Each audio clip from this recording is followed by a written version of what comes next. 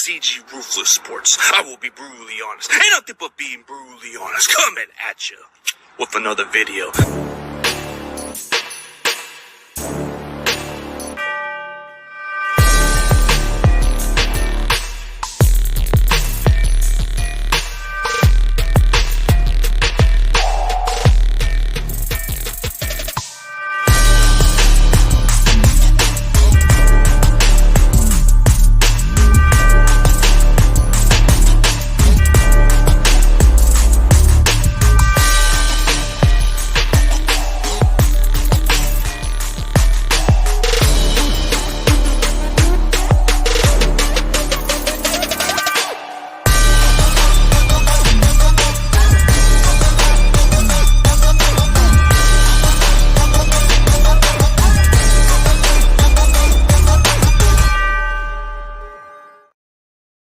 What's up, everybody?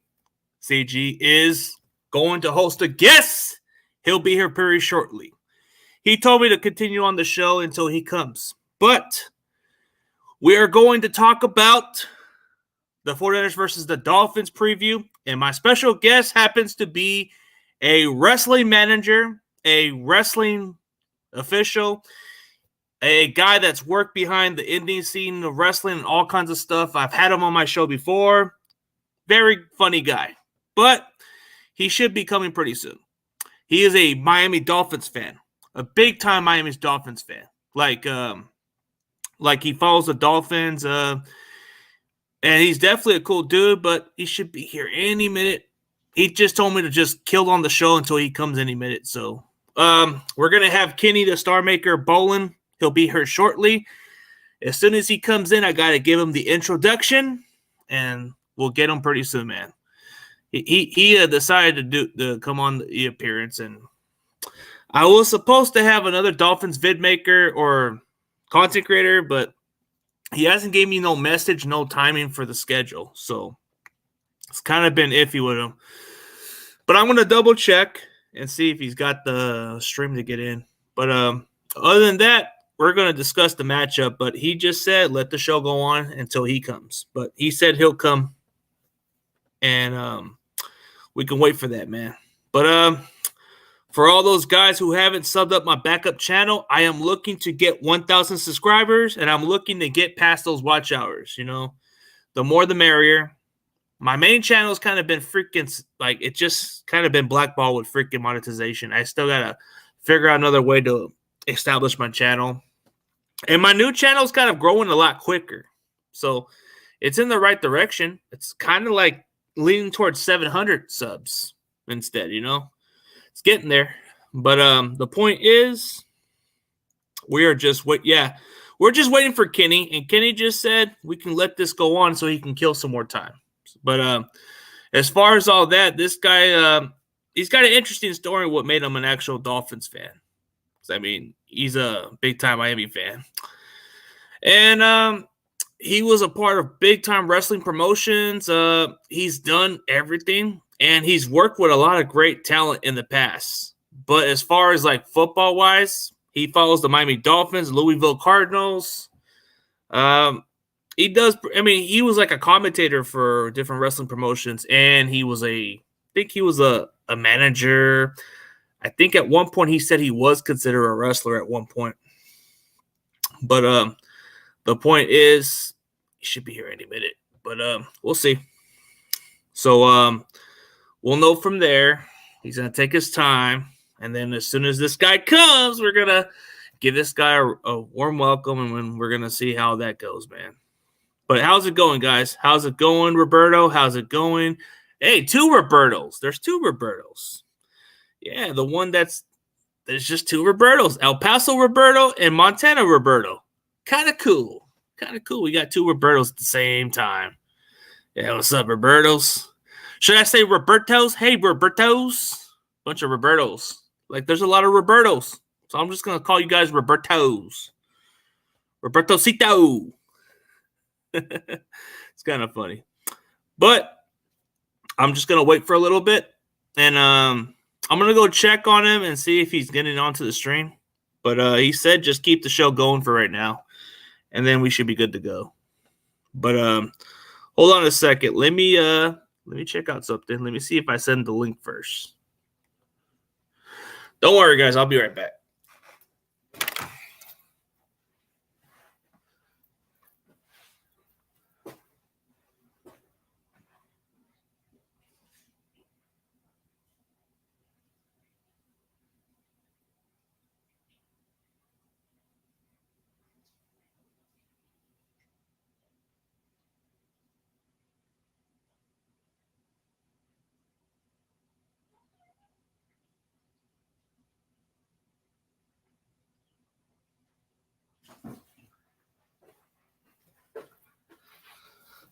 All right. He should be here within 5 or 10 more minutes from what I'm looking at. So he should be good to go. Yep. Twin Robertos. Yep. I'm just going to call you guys the Robertocitos. The two Roberto Migos. Yeah, we're just waiting for Kenny to be on. But let's discuss some football. Give me some Q&A questions. We'll discuss something just to make it interesting. You guys give me a question. We'll answer until Starmaker makes his appearance. Usually a lot of these superstars, they like to show up late. But let's do a Q&A question, guys.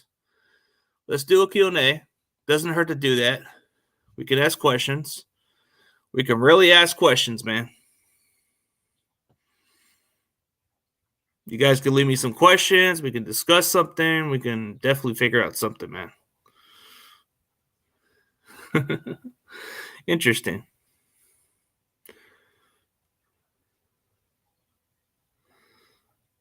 Are we going to see Jordan Mason at running back against the Dolphins?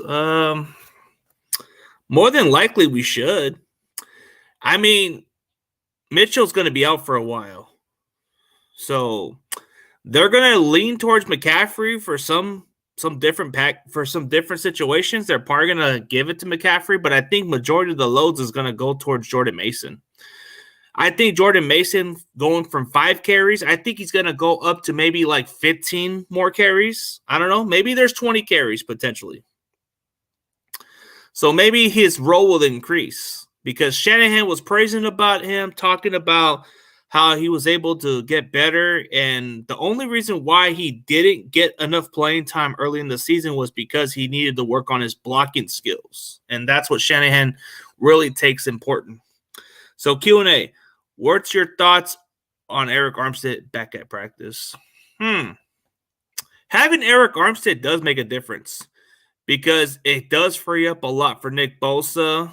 He takes a lot of the double team. He's effective in some perspective, but you're gonna need him against a team like Miami because Miami's gonna try to like throw the ball quickly. But if you try to get somebody like Armstead with those long, lengthy arms to bat the ball, that's what makes a difference. But I mean, Armstead should be able to make the D-line a lot better. I don't know about Kinlaw. Kinlaw ain't coming back. I don't even think it's worth even holding on to Kinlaw. I think you need to shut down the season with Kinlaw and just cut our losses. Like, I don't see no purpose of keeping Javon Kinlaw. Let's just admit that we were wrong with this guy. We give this guy – I mean, it takes at least 3 years to evaluate talent-wise, you know? And Kinlaw's on to his 3rd year. He's on to his 3rd year, and I just don't see nothing that can improve this freaking team. Like, I think we just have to move on from Kinlaw. What's up, man? What is up? We're just waiting for Kenny to be on time, but he said he'll be here any minute. He should be here like 10 minutes late or something, but he said 5 minutes at the earliest that he'll be, but he'll be here. But if you guys got any more questions, we can definitely keep it open. Keep it more entertaining for now. Until Kenny tells me otherwise, he should be here any minute. But ask me a question. You guys can put in any random questions. We'll go on for a while. And as far as what you guys are hoping for, we'll see how it goes, man. I think just having Armstead does kind of help our D-line a lot better. We should be able to get a lot of pressure quickly because without Armstead, our D-line hasn't been able to get to the quarterback as quickly as you thought, you know. Because before that, Nick Bosa was getting to that quarterback really quick. But now that you have Armstead back, that's going to be a lot different than before. Jordan Mason, the role just has to. It depends how we use McCaffrey. McCaffrey's going to get his touches, but how many touches is McCaffrey going to get? Is Jordan Mason going to get a real chance? Or is Shanahan just really trying to hold them back? Because there's always Tevin Coleman that's out there. And you know how Shanahan is. He likes certain players like that, yeah.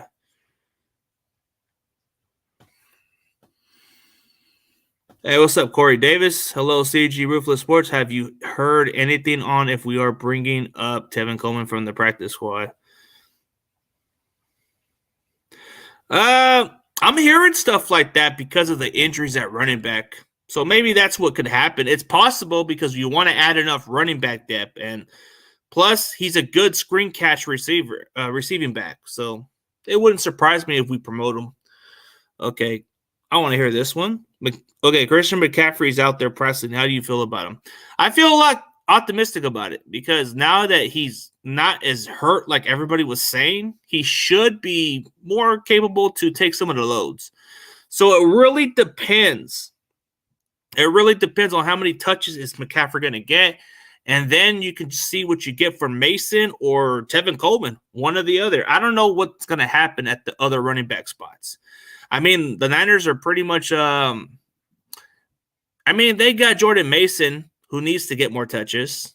They got Ty Davis Price, who's only got a few touches, but hasn't been really effective. You got Tevin Coleman off your practice squad. It's like, Elijah Mitchell injury does open the door for the other running backs to step in. A lot of the hype on Jordan Mason is for real. Like the fact that he's a physical type running back, that the fact that he could be an every down back. Yeah, should have we kept Wilson or not? I mean, that's a really good question when you think about it, because Jeff Wilson, he's playing with the Dolphins now, and if it wasn't for those injuries, yeah, we could have had him. But at that point, dude, you had to move on because he's going to go elsewhere. So you might as well just trade what he's worth while you can because you're not going to keep him next year. So there was no plans for Wilson. We were just waiting for – as soon as we got McCaffrey, that was a wrap. We were just waiting for Mitchell to come from injuries, and I think they were just really liking what they saw from Jordan Mason's progress. I think they were being more patient with Jordan Mason. I think they really wanted to see how he could do in practice and all kinds of stuff, and I think they felt so confident at that point when they got McCaffrey. They felt like, hey, I guess we could just trade Wilson and just see what Mason could do at this point. Yeah. That sucks. Mitchell might not play the rest of the season. It's always been running back injuries, dude. Like Elijah Mitchell, he's an exceptionally good running back, but never stay healthy. Just never stays healthy. What team do you think OBJ is going to go to? I think it's going to be the Cowboys. I think Cowboys offer more for OBJ. If he goes to a team like the Giants, they're not going to contend, bro. They're not contending to go to the playoffs. The Giants, he would get more targets for sure, but you're not going to go on a winning team, bro. I think his best opportunity is to go with a team like the Cowboys or maybe the Philadelphia Eagles. You can never run out of weapons.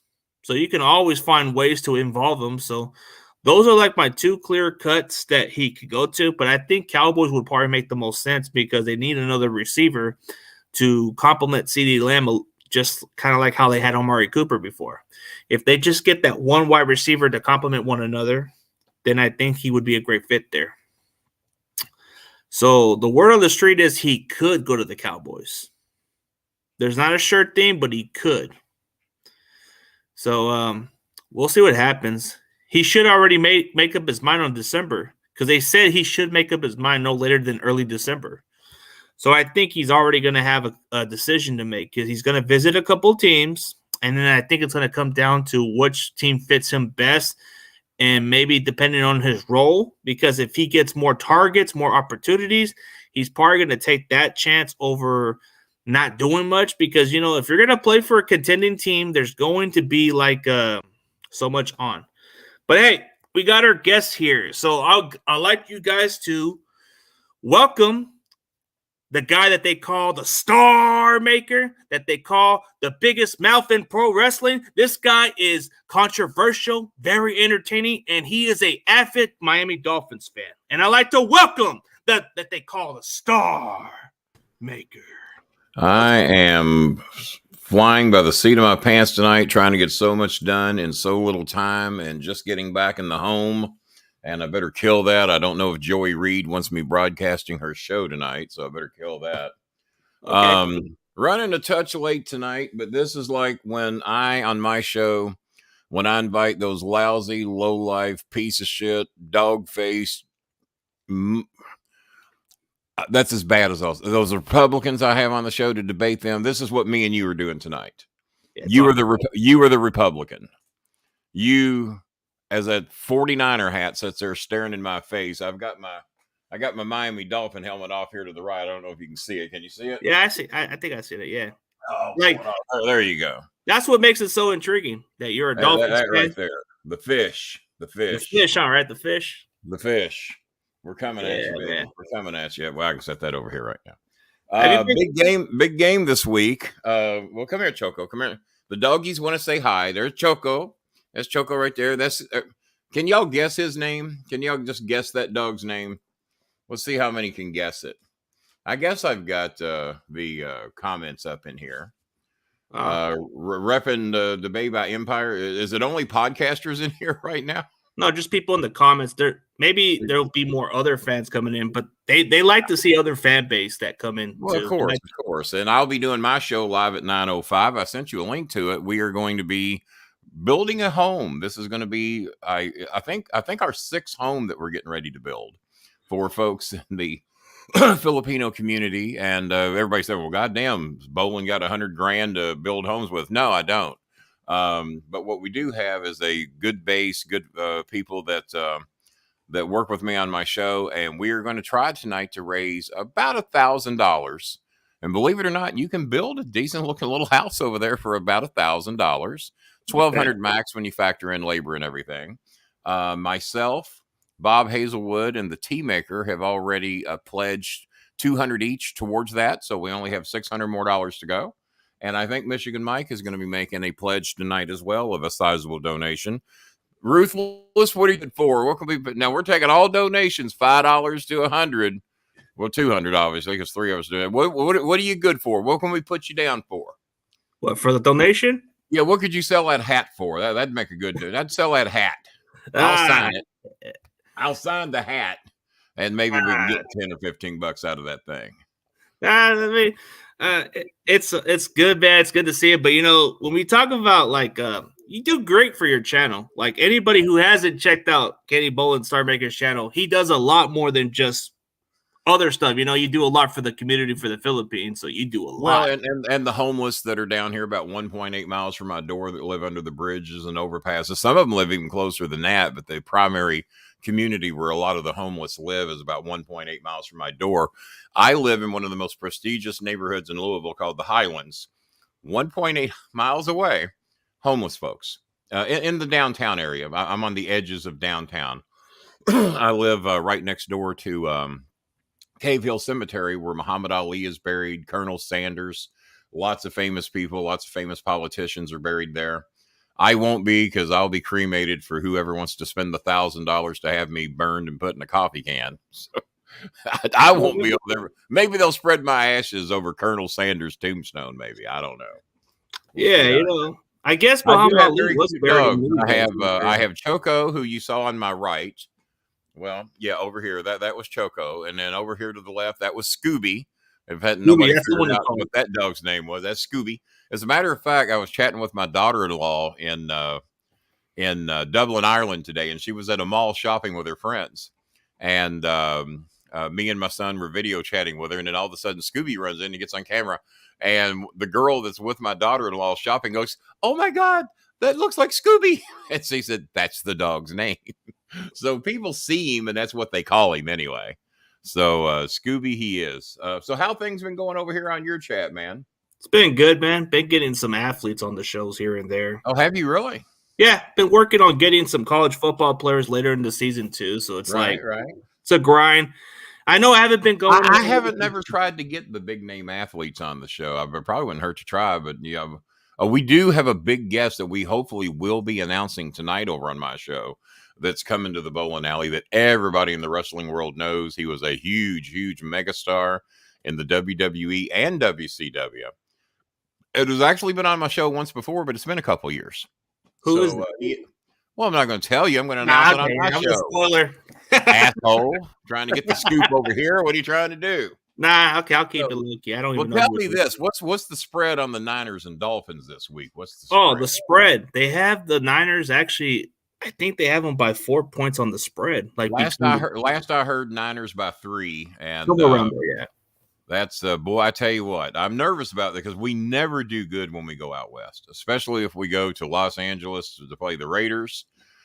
Even in Oakland back in those days, when we go to San Diego and we play Dan Fouts and the Chargers back in the day, I'm probably naming players you don't even know who are. No, they're like players Air that were Coryell. Coach Coryell is called Air Coryell. That was when the Chargers basically invented the passing game. Yep. Back in the days when I was a teenager, nobody passed more than the San Diego Chargers, and they called it Air Coryell. I guarantee you, he passed 3 out of every 4 downs. The ball was always in the air. Kenny Stabler back with the Oakland Raiders. Of course, Joe Montana with the San Francisco 49ers. And who was the quarterback before Montana? Do you remember? It was I think it was one of the quarterbacks from the time they had was before then Jim Plunkett left eventually, and then there was another one. Yeah, Jim Plunkett was primarily known for being with the Patriots, I think, and I think Plunkett also went for the Rams for a little bit, didn't he?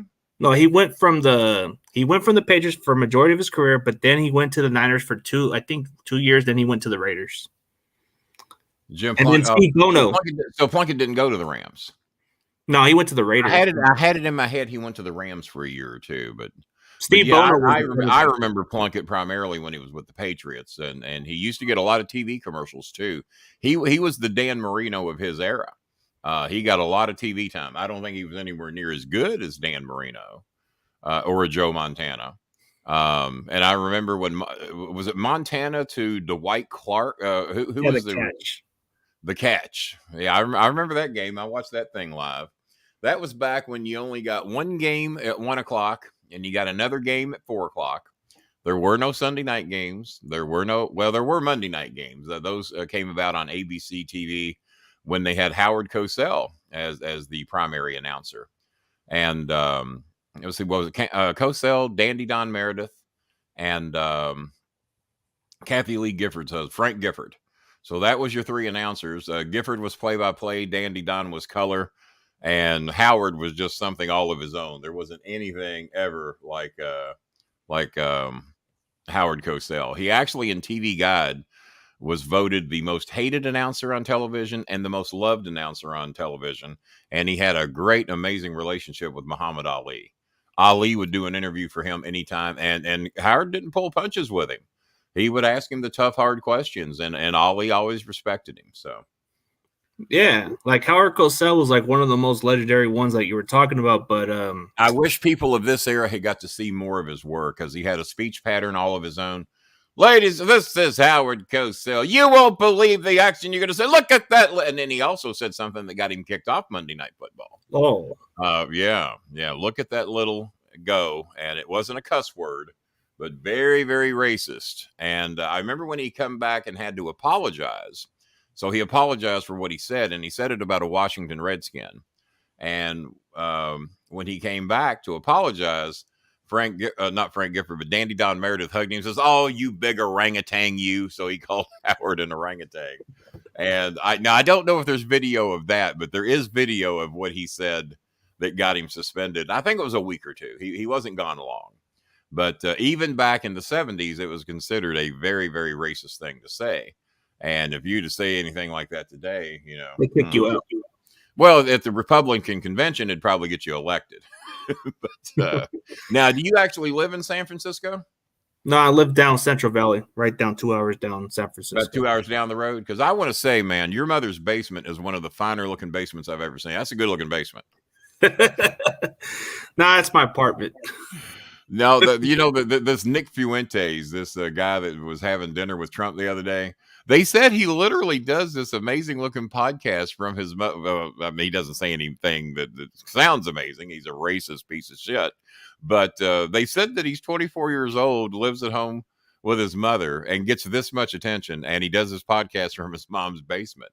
And he's got all these green screens up and everything. And he's got a hell of a production. I'll give him that. But he's a shitbag. We'll just get that covered. I don't know how much politics you talk on your show, but if you're having me on, you're going to get a little bit. Yeah, I mean, I don't do too much politics like everybody else, but I get what not you're saying. Everybody does it. I get into it pretty good. That's why I get. Oh my God, Twitter just fucks. You're with good me on your on a politics real rants. I like your politic rants most of the Yeah, time. well, if you like the side I'm on, you might like it. If you don't, you might not like it. You're more realistic. You kind of call them out. You don't. Well, I call out the Democrats too. That piece of shit Joe Manchin today voted against sick leave for the railroad workers.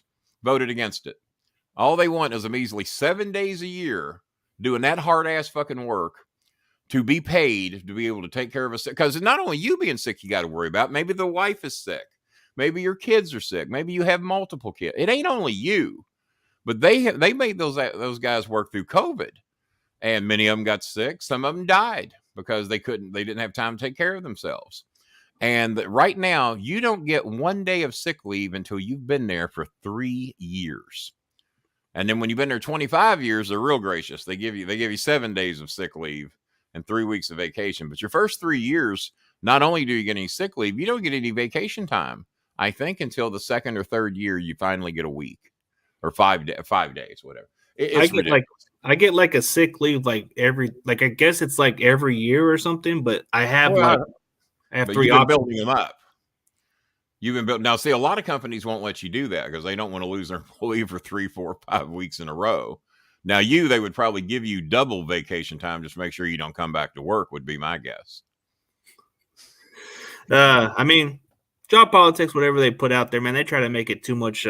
Like you said, too much of that. But I was going to ask you, what really made you a Dolphins fan? I know you started coming. Well, I was born in St. Petersburg, Florida. Look it up on Wikipedia. I was lived in that area. There was no Tampa Bay Buccaneers. There were no Jacksonville Jaguars. The Buccaneers did not come until 1976 when we went like 0 for 6 seasons or something. Now, I think the Buccaneers lost 22 in a row, 21, a ridiculous amount of games before they finally won one. But they made it to the Super Bowl not all that long after, I think, with Doug Williams as their quarterback. The Dolphins were it in Florida. If you like pro football, they were it. I was also a Bengals fan because I was also in my life in the Lexington, Kentucky area quite a bit, Cincinnati area quite a bit. And I became a big Bengals fan as well because from my aunt's apartment, you could look out her apartment window and watch Bengal games. Now, it was a long fucking way away, but we were way above the stadium. And the stadium's pretty high itself, Riverfront Stadium back in the day. As a matter of fact, I sat in her apartment and watched them implode Riverfront Stadium when it came down. There's video of it, but I was in her apartment to watch it be imploded because I had been in that stadium more times than I could count mainly for Cincinnati Reds game. I actually only went to one Cincinnati Bengals game live, and that was Cincinnati versus Buffalo. And my girlfriend at that time in 1983, her name was Judy Koval, and she lived in Buffalo before she moved to LaGrange, Kentucky. So that's how we did that. Your fans don't ask many questions. They haven't got to those questions, man. They're all right. They're very quiet. I like questions, good or bad. It don't matter. Just good or bad, man. Like act like you're alive. Breathe, audience. Breathe. My audience does that. I quit the show. I said, all right, if y'all ain't gonna talk, I got better shit to do. You got better things to do, like they say. Yeah, exactly. But I'll get to the questions until some of them start to like get there. Yeah, you know, I need to be out of here by 8:40 to give me time to get over to my show and get these dogs let out and all that good stuff. So I'm good for another 40 minutes. Okay. At some point, they're going to come up with questions, but I'm sure. Crazy Juice probably. Oh, John Brody. There you go. Crazy Juice is right. It was John Brody because I was blanking out on the name as well. But I knew him. Didn't know him, but that was the quarterback I was raised on with the 49ers was John Brody. And y'all had a real good wide receiver, Gene Washington. Gene Washington was the wide receiver. Now, I can't believe that name came to me because I was sitting there trying to think of it. He was a hell of a wide receiver back in the Miami Dolphin days when we had Bob Greasy and Earl Morrill primarily as our quarterbacks. We had Paul Warfield. And Paul Warfield and Gene Washington were two as good. But what we were known for was our running backs. We had Jim Kick, Mercury Morris, and Larry Zonka. And all three had the potential to be 1,000-yard rushers if you could hand the ball off enough. Jim Kick was a hell of a goddamn runner. Larry Zonka was the powerful fullback, number 39. Jim Kick, I think, was number 21, and Mercury Morris was number 22. I can't tell you what I had for dinner tonight. I can because I sent you a picture of it. It's a big ass burrito. But how I can remember the numbers and names of all these players of the Dolphins that played back in the early 70s. And as a matter of fact, when the Dolphins played the Cowboys, America's team, in the Super Bowl, I think it was 71, I was not a Dolphins fan. I hadn't quite learned to love the team that was in my state at that time. I wanted the team that was on TV every week, the Dallas Cowboys. And then the next year I said, wait a minute, I live in Florida. I'm going to root for the Miami Dolphins. And that was the year we went undefeated, and the only time it's ever happened since for any team in the NFL. Guess that answers Corey's question right there. And then there was another question right here. I'm going to be honest with you. Let's see. What did you think the Dolphins would be like this? What did you think the Dolphins were going to be like? I thought at best we were staring 9-7, 9-8 in the face. What did we play? 17 games now? Yeah, 17 games. At the start of the season, I would have damn near been happy with 9-8. I just didn't think we were ready to get over the hump, and I was not totally sold on Tua. I was hoping to God that Lamar Jackson, my Louisville buddy, when he went to school down the road from me here a little bit, I wanted Lamar not to sign with Baltimore because I think he wants to be a Dolphin. He wants to go back to his hometown. And, man, I'd have been fucking thrilled to have Lamar Jackson in Miami, what that offense could do with him. And I trade Tua. Let's take Lamar, but Tua's doing so good now. He's actually doing better than Lamar, not as a rusher. You ain't going to outrush Lamar Jackson, but passing, he's the number one passer in the NFL last I saw, has the highest passing rating. Yeah, efficiency-wise. Maybe he doesn't get the most yards every week, but, man, when he throws it, somebody catches it, and that's the key. I see your cat in the background. My cat got outside. She's now taking this thing where she goes outside whenever she sees the door open. And we don't like her to go out there because it's cold as shit right now. It's like 33 degrees right now. Oh, and I hear her meowing outside the window, but the dogs, and I've got the window cracked so she can get in on a 33 fucking degree night. Damn. So I'm dealing with that. But how far do I think the Dolphins will get this season? As far as Tua will take them, and this game with the Niners is going to be a huge indicator of what we're going to do. If we can go on the road, we had a week off, I think, right? No, you guys played last week. No, we had to play last week. Yeah, we had to play last week. Yeah, we had that week off. Did pretty good last week. We slaughtered Cleveland, but who hasn't? Then again, I think Cleveland won a game here recently, didn't they? That they probably weren't supposed to win. Yeah, they won after you guys beat them. I used to have a cat. Years. Yeah, my cat that looked like yours from a few years ago was Sylvester. And Sylvester was the pretty cat. Sylvester, and he looked dead like Sylvester. And your cat looks a lot like my Sylvester. Yeah, he's rowdy. Yeah. I see him cooling out back there. He's on the upper level over your he's shoulder. He's an attention whore. He likes attention a lot. Yeah, he's on something he shouldn't be. Well, that's how Chairman Meow Meow is when she's in here. It's a girl cat. And she'll come up here and she'll eat her food. Her food sits here on the desk. And her milk sits up here. And she'll just come up and you'll see her tail waggling around as she's trying to get on the show. And she loves to be petted. But once she gets outside, she acts like she doesn't know where she lives. She'll come to the door, but she won't come in because the dogs are trying to pounce on her for leaving. They get mad at her because they know I don't like her to be outside. But what do you do? But yeah, I think the Dolphins will go. If Tua gets hurt, we're fucked because Skyler, who looked real good in preseason, has done nothing in the regular season. And Bridgewater, another Louisville boy, loved Terry, and he's done well with Denver and another team or two, the Vikings, I think. But he just hasn't really seemed to light it up in Miami yet. So who needs this win more? Well, I think the Dolphins are okay. As a matter of fact, I think either team is okay with a loss. Where are you guys in the standings? Aren't you? We're number 3 in our NFC conference. Even a loss even a loss wouldn't hurt us because we're still up. We're still up ahead of Seattle. Seattle lost to the Raiders actually gives us the lead. So I cannot believe Seattle lost to the Raiders. That was one of my pick'em games I did that I just did not think I was going to get wrong. I thought Seattle would kill them. I And thought that so. didn't happen. That didn't happen. Now you So- see why I don't gamble. So I actually had one week that I went 13-2. Thanks to some buys, we didn't have all the. I went 13-2 in my picks. That just does not fucking happen. But I went 13-2 and 12-3 against the spread. That's good money. If I'd have bet $1,000 on every game, I'd been doing all right. Yeah, you probably would. But how far do you think the Dolphins would get this season? Like, how far you think?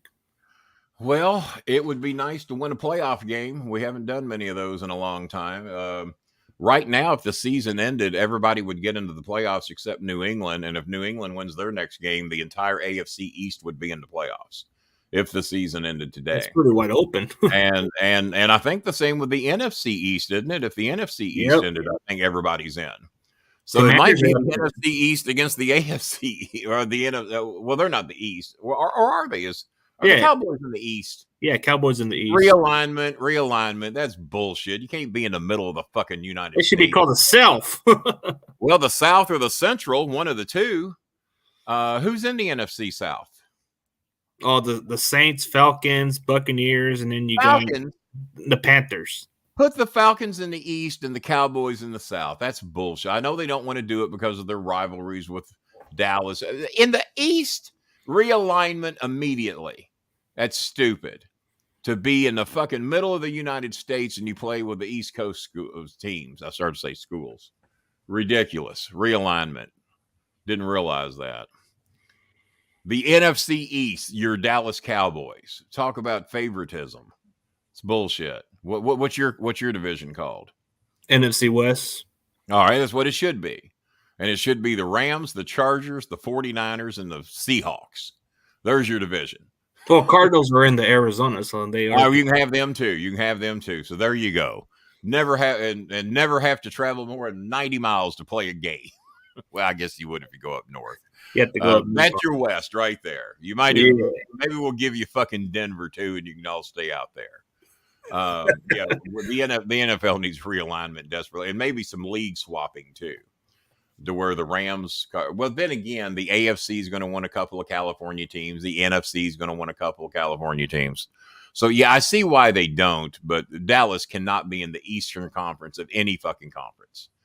It's either South or Central, one way or the fucking other. All right, it's one or the other. But who's your favorite current Dolphins player that you like? My favorite current Dolphin player. Yeah. Oh, it's got to be Waddle. Waddle's a ton of fun. He's been hurt a little bit here lately, but I think he's back in there now, right? Yeah, he's who was the one we just traded that played for U of L? He got traded. I forgot to where he went. What was his name? It wasn't Aronde Gadsden, was it? No, was it the receiver you got from the Chiefs? I can't. Well, no, I'm talking about the guy that played for Louisville, that played for Miami till this year. Oh, you traded Devontae Parker to the Patriots. Yeah, Devontae Parker, Aronde Gadsden. I knew he didn't play for Louisville. Yeah, Devontae Parker. He didn't follow me back on Twitter though. I got pissed at him. He tried to big dog me. I didn't take kindly to that. I'm more famous in Louisville than he is, so he needs to get his shit together. That's why we traded your ass, Devontae, because you were a prick to the king. Do not be a prick to the king, son. I run this town, not you. All right. Yeah, and he goes to New England. I never understood that trade. Why would you trade within your division? I don't know. Some of these trades are stupid. What did we get for him? I think he got like a late round pick or something. We must have really Devontae, I think, was probably being known as a bit of a prima donna and a prick. They just didn't want him. The new coach didn't want him on the team, is my guess. If you're all about yourself and not the team, that's a good way to get traded, especially if you're with a team-oriented coach. Yeah, and the hiring of Mike McDaniels, was that like a surprising hire from when you guys? It was for me, but and I was originally in what was our previous coach's name? Was it Flores? Brian Flores, yeah. Yeah, I was originally in his camp, but apparently a lot of the players hated him. They did not like him, and they loved the new guy. And when you love who you're working for, you'll perform. When I was in the mortgage business and the health insurance business. And when I got put in management, that's how I won my people over. Treat them the way you want to be treated. Don't let this boss thing go to your fucking head. You have to draw a line, but you also got to let your players know and your team. I managed up to 200 people, and you got to and even in Ohio Valley Wrestling, they got to know you're in their camp. And well, Kenny, you're talking about a fake business, yeah, but the behind the scenes shit ain't fake. It's hard work. You're trying to get up to the fucking WWE, and they got to know you're battling for them. When Rico Constantino got cut, we went to battle for him. Got him 90 more days on the road with the WWE, and he ended up getting 5 years of WWE paychecks out of that. They didn't want John Cena. Not a lot of people know that, but Vince McMahon did not get John Cena. He's on our first DVD. Oh, I say our first DVD. John Cena's. What was the name of that title of that first DVD? Basic of Thugonomics? No, not that one. Word Life? No, not that. His first, not audio singing CDs. I'm talking about his video DVD. My Life. Okay, that one. And on My Life, they're talking to me and Danny Davis about what we thought the potential of John Cena was. And on Vince McMahon was in that same segment, recorded in another part of the studio, saying, I didn't get it. I didn't see anything in him. I didn't think he was going to make it. He just didn't have enough tools to bring to the table. The tool he had is he could fucking talk, and he had a look of a Greek god. They can teach you the rest. And still to this day, no one's ever going to claim John Cena as the greatest wrestler that ever lived, but he is one of the better entertainers there's ever been. And when you get named the face of the company, which they did with me at Ohio Valley Wrestling, that's why they never wanted me to take a vacation, because I was the constant that they could always put out there to do meet and greets and to go meet with radio stations, TV stations. And they knew I wouldn't embarrass the company, and they knew that I could talk. Same thing with John Cena. You can send him anywhere and he's going to represent your company perfectly. So it's anytime you get labeled the face of the company, that is a true honor. Hulk Hogan had that title for a little bit. Hulk Hogan was the face of the company. Then it became John Cena. I don't know if you can give Roman Reigns the face of the company title yet, because he doesn't do the shit that I did for OVW, that John Cena does for the WWE. I don't know who I would pick to be the face of the company, but I don't know that Roman Reigns is it. Hell of an entertainer. They used to hate him so bad they'd boo him out of the building every time he showed up, even as a babyface. But I don't know who you would make the face of the company now. I don't know that there is one. Roman Reigns is as close as they get, but because he's the biggest star on the show, he's the one they want to see. And the Usos, Rollins is more of a bigger face. Like Rollins gives you more entertaining. He gives you that. That is extremely entertaining. He's not a face of the company because he can't go out and represent you on Entertainment Tonight and all these various places. There's a thing that Cena's got that he doesn't have, and that thing is called It. Seth Rollins is very entertaining. I love watching him perform. Worked with him a time or two. Well, I didn't work with him. I was at some shows he worked at with my son at Ohio Valley Wrestling. And I was there as a guest. But there's something there that doesn't make him the face of the company. Who's the Canadian, the fat Canadian that just came back? What's his name? Kevin Owens. Repeat that.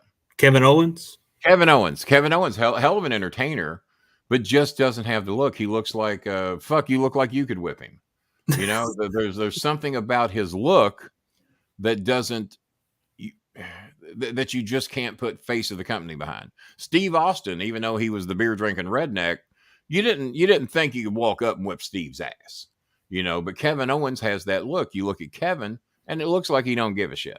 And that's why he always wrestles in a t-shirt. You ain't never going to see him wrestle without a shirt. And I saw pictures of him when he was in shape. He just quit giving a shit. Hell of an entertainer and a damn good worker, but not face of the company, and nobody I'd want to put the world title on for any amount of time unless he did it as a fluke and you took it off from him in 30 days. That's the only way I'd do that. And I know that Kevin would find that quite a bit insulting. I felt the same way about Sami Zayn, but Sami Zayn now is one of the more entertaining people in the wrestling business. And I've always said he would be a great motherfucking manager, probably even better than me and Cornette, because he can do so much shit that me and Cornette, and I'm comparing me on what I did on my level. I did send 54 people to the WWE, so I had a pretty good fucking clue what I was doing. I had to develop people from dirt. Jimmy Cornette never had to do that. Bobby Heenan never had to do that. Captain Lou Albano never had to do that. All the greats. And I ain't saying I'm better than they are, because there was no better entertainer than Bobby the Brain Heenan. Even Cornette will tell you that. But as far as developing talent from dirt and teaching them how to survive in the wrestling business and to get them from dirt to the WWE, no other manager ever did that but me. And especially with so many, there might be somebody developed one. There ain't nobody that developed 54 that got them on WWE television. And many of them up there still making millions of dollars today. Your Randy Ortons, your Brock Lesnar's, your Dolph Zigglers. None of these guys are at the end of the year, by the time you factor in cash and merchandise and contract pay. Well, there's Meow Meow. Okay. Kick me out for 30 seconds because I got to close the window. She's been gone for 2 days. So kick me out and let me get up and close my window and then bring me back in when I wave at you, okay? Kick me out because I got to close the window. I'll get you out. I'll be back in 30 seconds. All right. Let me get you removed right there. Okay. He'll be back. Give him 30 seconds. He'll be back, guys. But, see, he does a little bit of everything, and there's a lot of good topics with the wrestling that he's talking about. Like, there's a lot of these other talents. So maybe, like, the way he said it, it's true. Roman Reigns is just not exactly a guy you want to build around. Like, I think MJF is the guy you want to build your talent. That's a guy you want to build your company with. I think AEW's kind of had to run with that guy. They got to run with this MJF guy, or else they're screwed. I think the way AEW is building right now, they need to keep MJF as that top guy. Yeah, I had to close the window over there because my cat's been gone for 2 days, and she won't come back in unless she comes in through the window. She will not walk back through the door she runs out in. She'll put her paws on the carpet. She's scared the dogs are going to pounce on her, even though they love her. But they get mad at her when she leaves. So when she comes in, I got to sneak to the window so she don't try to sneak back out. But she finally, after 2 days, got hungry, and she's here eating her food at the bowl right now that I just showed you. So I had to close the window. Yeah, I got blown up closing the window.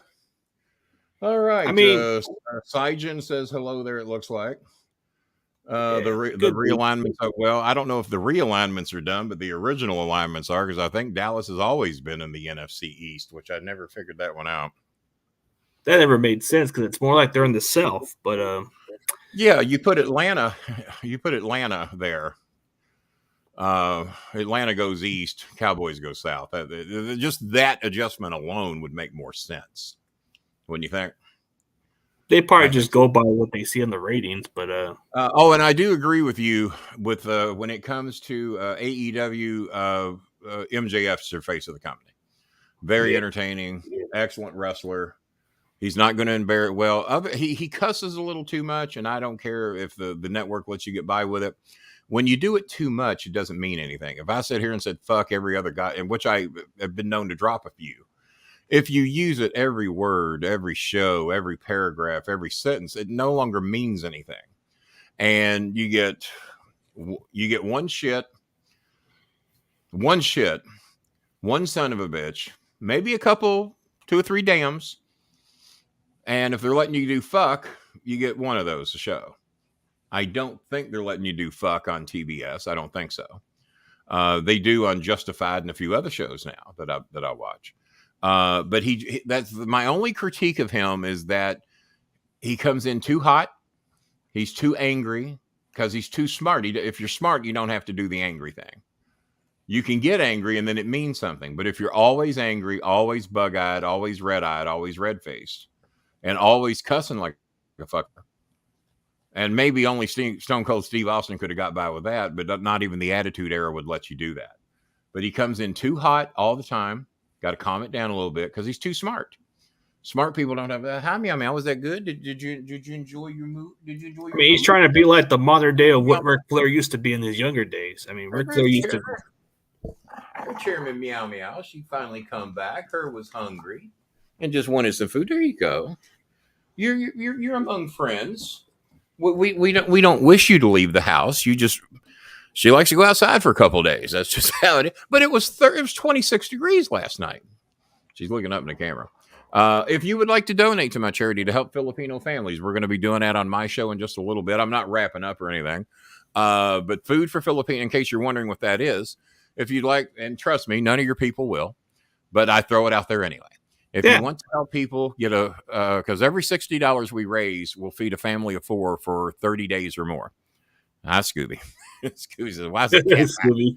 There's always more food when the cat, he's kissing her. She's back. Yeah, there's his email. If you guys want to email donation or go Well, on. that's the PayPal. That's the PayPal. That's the PayPal. There you go. The PayPal. The PayPal email, I guess you would say. Yeah. So, and $5 donations go a long way, guys, and it helps these Filipino families. CG Ruthless Binner, you've donated before, haven't you? Plenty of different occasions, yes. Well, let's not get carried away. I don't know, man. When's Lately, the last time you donated? It's been a while, man. It's just now that I'm over here on your show, we can count on a little something from you tonight, right? You gonna come over to my show later tonight? Yeah, I'll get you, man. I'll get you. We'll make sure to come over to the show and say hello, and if they see you donate, and I don't care if it's $5. Well, I do care, but if it's $5, whatever, you motivate someone else to do it. And and tonight we're building a home. Go join the membership, everybody. You can watch all his wrestling podcasts, all the good stuff. He's got a lot of classics, man. Over 1,300 episodes. Tons of big stars have been on. The membership, guys. We just had John Cena Sr. on for the second time the other day. He loves doing the show. We're going to have him back on again, if not December, in early January. And then wait till you hear who is going to be. Oh, you would shit your pants if you heard who's going to be on here very, very soon. I'm not going to say it. I'm not going to get it. Matter of fact, well, somebody guessed. I'll tell you one of the guesses. A T-Maker is convinced that I got Big Daddy Cool Kevin Nash coming on. But where he fucked up at, I've never had Kevin Nash on before. The one I'm bringing on has been on once before. Been a couple of years. I would want to get JBL on, and that guy's entertaining. I had JBL on. He was great. He wrote me today and thanked me for wishing him a happy birthday, and along with Dutch Mantel and Jerry the King Lawler. So I did hear from all of them. And but yeah, MJF, if I were coach, and I don't know that he'd fucking listen to me from Adam, because you reach a certain level, you think you fucking know everything. But I would tell him to tone down the anger. He doesn't need that much of it. Use it when it's necessary. Use it when you would have a reason to be angry. Just don't come out and be 99 degrees at the world when it only requires 72. When it requires 99, go 106 if you have to. But you don't have to be as angry with your promos. Maybe he thinks he does. I don't know, but trust me, he doesn't. And if they're giving you the liberty to use foul language, you would hear me build to the point. Let me tell you something, you dog shit bastard or whatever. I'd get it in that one sentence. Oh, what did he say? Oh, Bolin never says that, especially not on television. I was on a Christian network for 4 years doing shows. They didn't think I could do it because they thought I would slip up and say shit, damn, hell, something, fuck, and which slipped out a couple of shows. But now that would be my critique. But he is definitely the face of the company. Kenny Omega is the best wrestler in the company. The Young Bucks are a very entertaining team, and CM Punk, as good as he can be, is a prima donna who thinks about himself and no one else. What's in it for me, for the most part. We went through that at Ohio Valley Wrestling back when he was here, when he tried to stand up to Tony Atlas and didn't have the common decency or the common knowledge to shut the fuck up and let Tony say what he wants, whether you disagree with him or not.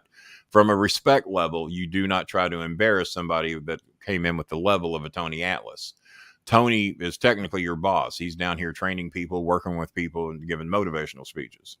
And CM Punk kept trying to argue with him.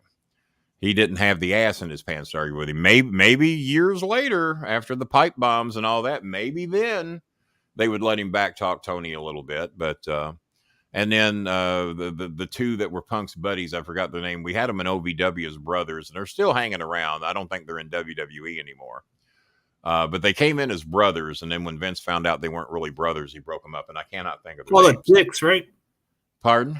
They're called the Dicks or something. No, that was another tag team. That was a stupid fucking name too. That wasn't going to get over. They're like Chippendales. Yeah, that was the stupidest fucking. They never had a shot, and plus they weren't big as a goddamn minute. And then you make them Chippendale dancers. And who makes a wrestler dress up like a cheerleader? Well, that lasted longer than it should have. 5 people as the Spirit Squad. As a matter of fact, one of our wrestlers. I'm blanking out on his name. I know he went to TNA for a little bit. As you can tell, I'm great with names that Kenny? Aren't mine. Huh? I think it was Kenny that was there. No. This guy didn't go. he was offered a spot on the Spirit Squad. And I think he worked with Sylvester Turkey. He's a black kid. I'm blanking out on his name. I saw him at Kroger not all that damn long ago. And I'm blanking out on his name, but he was with Sylvester Turkey as a tag team in the WWE for a little bit. If anybody in here knows, they can remind me. But he refused. He did not want to be a part of the cheerleading team. And that's how one or two of the others got in there. But I managed Elijah Burke. I managed Elijah Burke. Yeah, Elijah Burke. He refused, and I thought he fucked up. I said, "Get in there first. Get in the fucking. Don't turn down a job in the WWE." But fortunately, he got the gig with Sylvester Turkey and got his foot in the door. But I managed Mike Mondo. I worked quite a bit with Johnny Jeter. I managed Dykstra, Kenny Doan. I managed him. So two of my guys, and then there was another guy in there I'd never heard of. I forgot his name, obviously, because I can't remember anybody's names. So two of my guys are in there. And then when Triple H put them in a shipping box and shipped them back to Louisville, it said to Louisville on the box, they were done. That was it for that. And Cornette did not think the Eugene character would get over, but that character is still over to this day. Nick still does that character. And until he had the drug problems overseas, Nick Dinsmore, a.k.a. Eugene, was as popular as Stone Cold Steve Austin. He was. His character got over. It's just he was just as he was. Well, entertainment wise is where it matters, dude. And Nick trained all the fucking wrestlers. Nick was so fucking good. He was training all the OVW guys. Him and Mike Mondo trained quite a few of them. Excellent fucking wrestlers. So you can't say he couldn't wrestle. He could. But as Nick Dinsmore, Nick wasn't gonna get over to that level because Nick was meat and potatoes. Nick Dinsmore's meat and potatoes. Well, we got meat and potatoes all over the fucking place. We need a character. And he was sent up there to fail in making him play a mentally handicapped individual. And he got over better than anybody. I remember watching one night when he came out with the Rock's interview, and they have him interrupt the Rock's interview. And he says, and the Rock asks you, who's your favorite wrestler? And he looks at him because, of course, everyone thinks he's going to say the Rock. Triple H. And the crowd went ape shit. I like playing the game. The game, yeah. The Rock's like, what the fuck? I'm standing right here. And it was one of the greatest things I'd ever seen. But apparently something with drugs happened overseas, and Nick might have missed a flight or something or passed out. I forgot what the whole story is. Whatever it was tremendous fuck up because that character was just pretty much faded away. And he was as over as anybody in the fucking company. And I managed him too. So Rob Conway with the French team they had there for a while. I managed Iron Man Rob Conway. And then you got Randy Orton. And now I heard the other day that Randy might not be coming back. They said he got those screws in his back and that it might be wise for him never to take a bump again. Obviously, I'm pretty sure he's got a job with the company. He's appeared on Raw more than anybody else ever in the history of Raw. My advice would for him to put on a suit and be a manager, and don't take the fucking bumps. It ain't worth being a cripple the rest of your life if that's what he's risking. He can work in the company with Triple H and do office work with him. Oh yeah, well he can do that. He could be. But Randy never loved the business when he got there. Apparently, he learned to love it because when he was here making $750 a week, he said, "I'm only here for the $750. I hate this shit." And then his dad let him up for saying that. He got recorded saying it. Well, boss, I have been on an hour. You've been on an hour. So I got about 12 minutes before I have to go. So if there's any other questions or anything, then I got to get ready for my show. Motivate some of your people to come over and, all right, if they're too fucking cheap to donate, tell them just drop in, say hi, and let everybody know. This is live, right? Yeah, it's live. I like doing the rest of the people, man. Go check out the Bowling Alley show, which is Kenny Starmaker Bolin. The Bowling Alley. Be nice. The Bowling Alley show. No, the Bowling Alley. The Bowling Alley. There you go. The Bowling. No bowling. The Bowling Alley. Yeah, the Bowling Alley, and it's on my Twitter page. It's on my Facebook page. So I'll share it to the tab and see if they can come in, and you guys could join a membership too. The membership, the cheapest one you'll probably have to pay for maybe $2 or something. $2.99, and that's that gets you access to about 12 live shows. And normally, the only way you can comment is to have a membership. We might waive that for tonight. You will have to be a subscriber, but you may have to waive that. We may waive that tonight because we want as many people to come in and help us get the project going of building this home for our friend Jenica Jean Jellybean. Her name is Jenica Jean. We gave her the nick, and she's been watching the show for probably 3 or 4 years, and she's having a real tough time at her home. As a matter of fact, I have to send her a join link. I see her lighting up in my message. And but we are going to try to build her a home. We've got 3 of us that are committed to donate $200 each. So we're halfway there. We're going to try and raise another $600 over the next 3 shows. And or who knows, there might be some people out there that $200 ain't a real big deal to, and they want to help a young lady and her kid have a little small house. And we're going to be able to build one for $1,200 or less. So that's what we're going to do. And we've done it 5 times in the past. And I think there's been some of the homes most of them are anywhere from 1,000 to 1,400. And some of them are big with 2 levels and solid brick, and a fucking typhoon can't touch them. They don't leak. And that's these aren't huts we're building. I mean, these are fucking houses that stand up to the test of the weather. My house is brick and theirs is brick, but it's 2 different kinds. They have concrete cinder blocks. My house was built in the 1800s, made of 3 or 4 layers of brick. So, but this house was built in like 1890. Damn. When I lived in, yeah, old house. It needs some weather stripping too. It gets cold in here at night sometimes. So, so I will need a little time to get her a join link, get set up on the show and everything. But hopefully some of you guys will drop over, and if you feel some kindness in your soul and would like to donate $5, foodforfilipinos@gmail.com. If he can throw that back up there again. The banner will be scrolling. We got 4 or 5 different ways to donate. We got Venmo. PayPal's got a couple of different addresses you can donate. Zelle, Chase based. And it's all this PayPal. Food for Filipinos. So, PayPal, Gcash is Starmaker Bolin. Zelle is a couple dollars won't hurt for you guys, you know. No, he's doing good for the community. And help. And what way do you see this sweet little young lady? We're going to show some pictures of her. We're going to show the house that we're refurbishing. There is a base there, but we're going to, when you see what we've done with some of the other houses we've fixed up, you'd be amazed what we can get done with $1,400 or less. And she doesn't need a great big ass house, because some of these houses we built house 7 to 12 people. Well, this is just going to be her and her daughter and maybe an overnight guest every now and then, one of her sisters or something. So we're still going to build her a nice place. She's going to have a bathroom. A lot of these places do not have indoor bathrooms. And I've been trying to help the Filipino community since me and John Cena were on TV over there for 5 years. They inserted us on the SmackDown shows or OVW show. They weren't supposed to be doing it, but they did it for 5 years and got by with it. So we got pretty popular over there, and I've been helping that community for quite some time, because their government does not do for them what our government does for us. So many times if they don't get help, if they don't get their 100 pounds of rice, 50 kilograms is about 110 pounds, they don't get anything to eat. The government ain't going to drop off a 60-pound bag to them. They don't have enough jobs to go around. None of them are all that good a job unless you're skilled and live in Manila or Calbayog City or Iloilo City. Well, not even Calbayog City, probably Iloilo City, Cebu. That's where all your skilled workers are that have college degrees. And even they make the average salary in the Philippines now is probably right at $300 a month. Damn. That's your average salary. Now, some things are cheaper over there, but some things cost exactly what they do here, if not a little more. So it's rough. It's rough. So, yeah, I hate to pop off a little early on you here, but I better get over there and get set up and be ready to do my show. And if you guys want to pop in, we'd love to see you over there. Just say you saw me over here, say hello.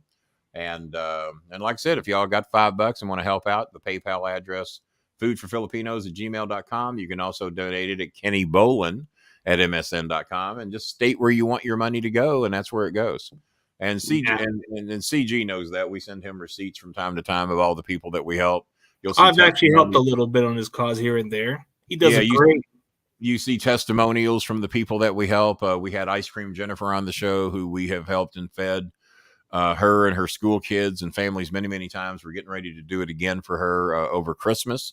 We're going to feed 37 of her preschool kids and ice cream. And she also lets us know when families need help too. But that's the reason I do my show, is to help these people. Pisses some people off. Man, you get mad if we don't donate. Well, yeah.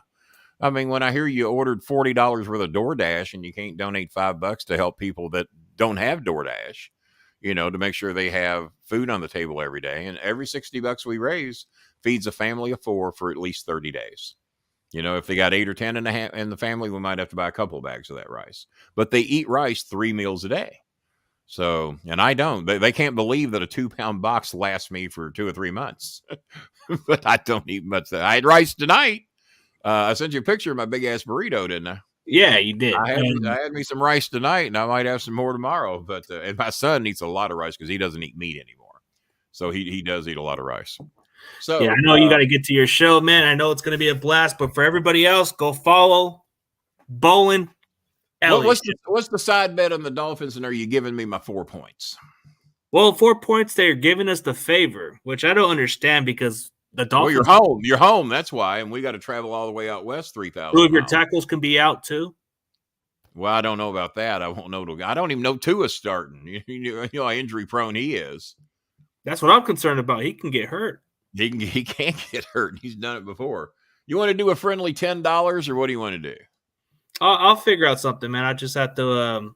I'll get you on Friday, man. Get me on, you shitbag. It's just won't even bow up on me here on this show. I got you, man. All right, man. Well, yeah, let me know. We'll make a little side bet of some type. We'll figure out something, man. All right, man. We got a few days now. Is that a Sunday night game or a Monday night game? It's a Sunday game. Oh, just not even Sunday night. Just that's what sucks. Oh my God! How the fuck is that not a? Who's in the Sunday night game at night? Do you know? I'm figuring like they didn't even flex it. That's the weird part. I think it's the Colts and Cowboys. You got to be fucking me.